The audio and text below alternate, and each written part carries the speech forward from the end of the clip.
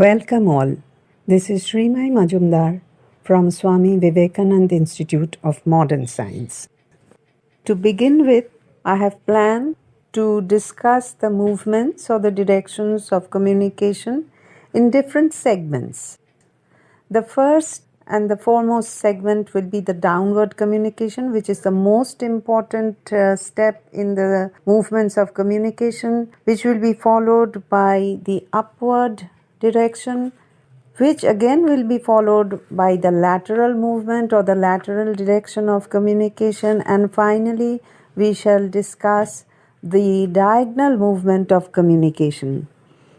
Now, the first thing that I want to stress upon is why is downward communication so very important? Because downward movement is the first movement which begins the cycle of communication in the corporate world. If the seniors do not instruct, explain, teach, motivate the subordinates, the corporate movement does not begin at all. Therefore, downward communication is the most important direction of communication. As we can see in the diagram that the managing director starts instructing, there are managers below him in the finance, marketing, production, personnel, etc. These people take up the instructions and they gradually pass it down to their subordinates. It may be accountant, cashier, salesman, quality controller, etc., etc. And thereby the entire movement begins with this downward communication. Now, why do we have downward communication at all? Obviously, there are purposes, there are objectives of downward communication. These objectives are directly related with the advantages of downward communication. What are the advantages and what are the objectives? If we concentrate on the purposes, on the objectives, we can see the first thing, the first point says that it is needed to give directions to the juniors, to the subordinates. Without the directions, obviously, the benefit is associated with this, that without direction, the activities will not start at all. Point 2, to explain organizational policies or programs unless and until the corporate world, the employees understand the movement, the aim of the movement, the activities will not be fruitful, activities will not begin at all. Third is to know how effectively a person is performing his job.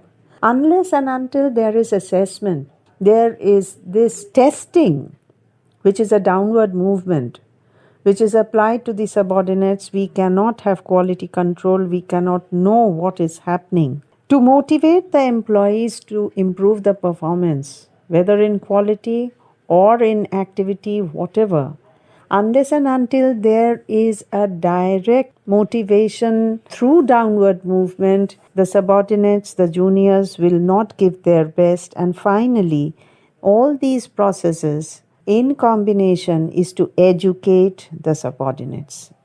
To educate the subordinates and to get the best performance is the outcome of downward movement or downward communication.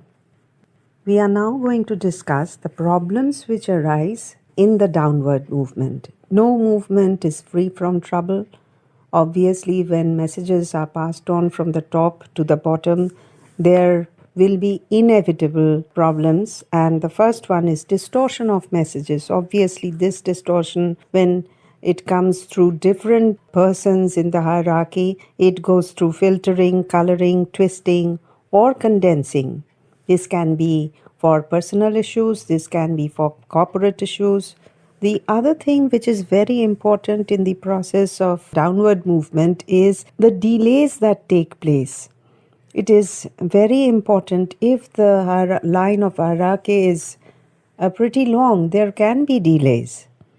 The third factor, which is a big problem, is either the message is overloaded, where unnecessary details are given more important, or it is underloaded, where the main points are not suitably explained or not given equal importance. Therefore, one has to be very, very particular when the messages are being transmitted. It must not be overloaded or underloaded. The other factor, which is last but not the least, is the bureaucratic degeneration or the power concentration in the hands of the people at the top. When power is concentrated in a particular segment, communication is not transparent, communication is not free flowing, and that is because people want to dominate, to have control, to have power over communication. This is also aggravated by the fact that there are sycophancy. People act hand in glove with the superiors.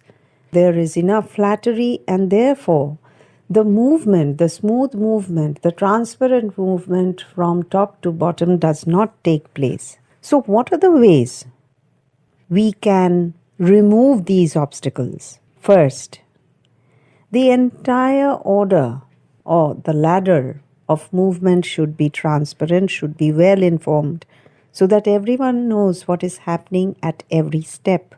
Point 2, there should be a positive atmosphere of friendly atmosphere of communication. If there is trust and friendliness, then the climate of communication will be clean. Point 3, too much power must not be concentrated in single hand or a few hands. This is one area which gives birth to corruption in the line of communication. This automatically goes down to the fourth point, which is proper channelization.